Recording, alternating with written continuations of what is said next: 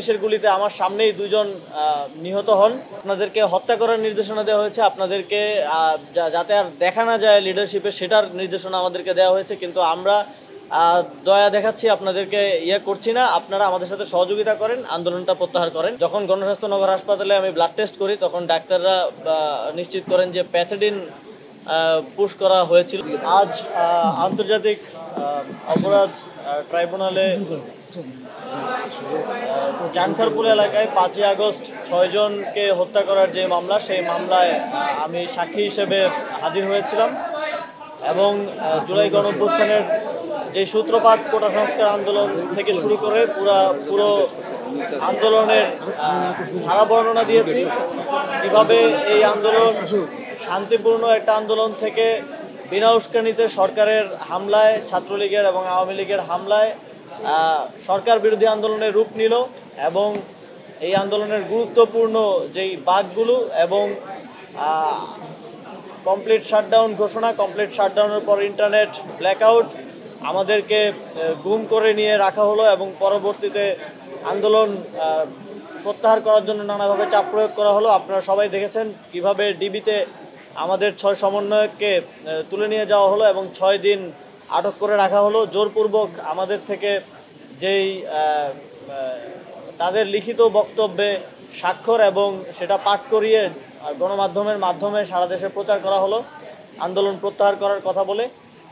এই পুরো ঘটনাক্রম এবং প্রত্যেকটি ঘটনায় কারা কারা কোন কোন বাঁকে দায়ী ছিলেন সবার নামসহ আমি আজকে আন্তর্জাতিক অপরাধ ট্রাইব্যুনালে সাক্ষ্য দিয়েছি এবং বিশেষ করে 5ই আগস্টের পূর্বে 5ই আগস্টের যেই লং মার্চ টু ঢাকা কর্মসূচি, সেটা আমি ঘোষণা করেছিলাম সমন্বয়কদের সাথে আলোচনাক্রমে এবং 5ই আগস্টে সেই লং মার্চ টু ঢাকায় অংশগ্রহণ করতে আসার সময় ঢাকার নাজিমউদ্দিন রোড দিয়ে আমরা ঢোকার চেষ্টা করছিলাম। সেখানে পুলিশ আমাদেরকে বাধা দিয়ে রেখেছিল প্রায় 3-4 ঘন্টা। সে সময় পুলিশের গুলিতে আমার সামনেই দুজন নিহত হন এবং মোট শহীদ আনাস ইয়াকুব সহ মোট 6 জন সেখানে নিহত হন বলে আপনারা জানেন।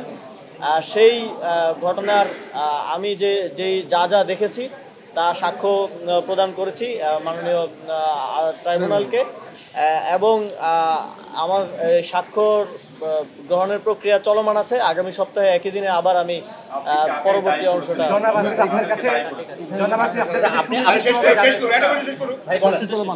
এই মামলায় এই 6 জনের যে হত্যাকাণ্ড জানখারপুল এলাকায়, এর জন্য আমি তৎকালীন প্রধানমন্ত্রী শেখ হাসিনা এবং তৎকালীন আইন শৃঙ্খলার দায়িত্বে থাকা স্বরাষ্ট্রমন্ত্রী হাফিজুজ্জামান খান কামাল, ডিএমপি কমিশনার হাবিবুর রহমান সহ সারা দেশে যেই হত্যাযজ্ঞ হয়েছে সেটার জন্য সকল কমান্ডিং অথরিটি, আওয়ামী লীগের বিভিন্ন পর্যায়ের নেতৃবৃন্দ এবং পুলিশের যারা সরাসরি গুলি চালিয়েছিল তাদেরকে দায়ী করছে।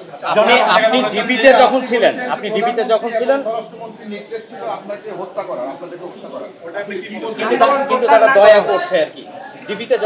ডিবিতে থাকা অবস্থায় এবং ডিবিতে যাওয়ার আগে যখন গুম থাকা অবস্থায়ও আমাদেরকে গোয়েন্দা সংস্থার পক্ষ থেকে যারাই আমাদের সাথে কথা বলেছে সবাই নানাভাবে এই নিয়ে এটা বলেছে যে আপনাদেরকে হত্যা করার নির্দেশনা দেওয়া হয়েছে, আপনাদেরকে যাতে আর দেখা না যায় লিডারশিপে, সেটার নির্দেশনা আমাদেরকে দেওয়া হয়েছে। কিন্তু আমরা দয়া দেখাচ্ছি, আপনাদেরকে করছি না। আপনারা আমাদের সাথে সহযোগিতা করেন, আন্দোলনটা প্রত্যাহার করেন। নির্দেশনা ছিল সরাসরি প্রধানমন্ত্রী, তৎকালীন প্রধানমন্ত্রী শেখ হাসিনার পক্ষ থেকে। আপনাকে যে 19 তারিখে উঠিয়ে নিয়ে গেল, নেওয়ার পরে কি আপনার উপর মানে চাপ প্রয়োগ করলো এবং ইনজেকশন পুশ করে আন্দোলন প্রত্যাহারের জন্য 19 তারিখ আমাকে রাজধানীর গুলশান নিকেতন এলাকা থেকে উঠিয়ে নিয়ে যাওয়া হয়। ডিবি পরিচয় উঠিয়ে নিয়ে যাওয়া হলেও পরবর্তীতে আমরা জানতে পারি যে একটা বিশেষ গোয়েন্দা সংস্থাই এটা করেছিল এবং পরবর্তীতে আয়নাঘর পরিদর্শনের সময় আমি এবং নাহিদ ভাই দুজনেই নিশ্চিত হই যে আমাদের দুজনকে আলাদা আলাদা কক্ষে সেখানে রাখা হয়েছিল। সেখানে আমাকে প্রথমত একটা ভিডিও বার্তা দেওয়ার জন্য চাপ প্রয়োগ করা হয় আন্দোলন প্রত্যাহার পূর্বক। সেটা দিতে সে সময় রাজি না হয় পরবর্তীতে আমাকে ইনজেকশন পুশ করে অজ্ঞান করে রাখা হয়। পরবর্তীতে যখন গণস্বাস্থ্য নগর হাসপাতালে আমি ব্লাড টেস্ট করি, তখন ডাক্তাররা নিশ্চিত করেন যে প্যাথেডিন পুশ করা হয়েছিল এবং সে সময়টা অজ্ঞান করে রাখা হয়েছিল। পরবর্তীতে 24 তারিখ আমাকে সেখান থেকে ছেড়ে দেওয়া হয়। আপনারা জানেন তারপরে ঘটনা আমি গণস্বাস্থ্য নগর হাসপাতালে চিকিৎসা নিতে ভর্তি হয়েছি। বিভিন্ন ভবনে আগুন নিয়ে আপনি কি বলেছেন আসলে জবানবন্দি দায় চাপাবার যে বিষয়টা আসছে? 18 তারিখ থেকেই সেতু ভবন সহ বিভিন্ন স্থাপনায় আগুন লাগিয়ে সেই আগুন লাগানোর দায় আন্দোলনকারীদের উপর চাপিয়ে দেওয়া হয়েছে, চাপিয়ে দেওয়ার চেষ্টা করা হয়েছে। আপনারা সেটা দেখেছেন এবং তখনকার সময়েও তখনকার তথ্যমন্ত্রী মানে আইসিটি মিনিস্টার যে ছিলেন তিনিও সেটা বলেছেন। পরবর্তীতে বিভিন্ন মাধ্যমে আমরা নিশ্চিত হয়েছি এবং আন্দোলনের সময় আমরা এটা বুঝতে পেরেছি যে তারাই সরকারের পৃষ্ঠপোষকতায় এই স্থাপনাগুলোতে আগুন লাগানো হয় এবং তার দায় আন্দোলনকারীদের উপর চাপিয়ে দিয়ে সে সময় এক ধরনের ধরপাকড় এবং গ্রেফতার ব্লক রেড দিয়ে গ্রেফতারের কর্মসূচি চালানো হয়েছে।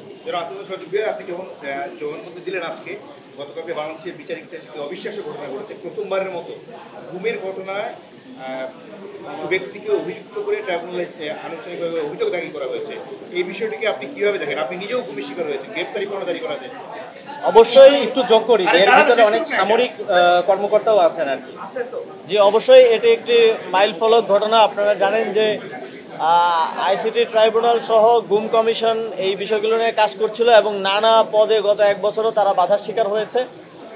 কিন্তু সরকারের পক্ষ থেকে আমাদের মাননীয় প্রধান উপদেষ্টা ডক্টর মোহাম্মদ ইউনূস স্যারের পক্ষ থেকে স্পষ্ট নির্দেশনা ছিল যে এই ঘটনাগুলোর সাথে, ন্যাক্কারজনক ঘটনাগুলোর সাথে যারা জড়িত, আয়নাঘর, গুম এবং গুমের পরে শত শত মানুষের গুম হওয়া মানুষের ফিরে না আসার সাথে যারা জড়িত তাদেরকে অবশ্যই শাস্তির সম্মুখীন হতে হবে। সেটা একটা গতকালকে একটা মাইল ফলক পর্যায়ে গিয়ে পৌঁছেছে, তাদের বিরুদ্ধে গ্রেফতারি পরোয়ানা জারি করা হয়েছে। এটা আমি মনে করি এই সরকার সহ পুরো বিচার ব্যবস্থার একটা বিজয় হিসেবে আমি মনে করি এবং সামনের সময়ে আমি চাই এই যে গ্রেফতারি পরোয়ানা সহ যেই প্রসিজার এটা যথাযথভাবে চলমান থাকবে এবং কোনো স্থান থেকেই অপরাধীদেরকে বাঁচানোর জন্য কিংবা শেল্টার দেওয়ার জন্য কোনো ধরনের প্রচেষ্টা বা কোনো ধরনের অপচেষ্টা করা হবে না।